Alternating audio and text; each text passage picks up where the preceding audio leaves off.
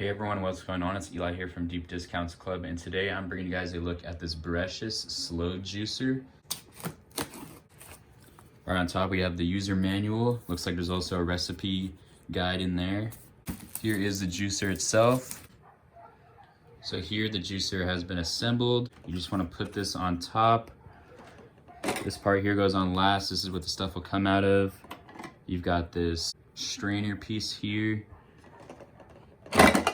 Here you have this auger, and then this you'll push in to release, and to attach it you just go like that. You got the smaller cup here to collect the juice.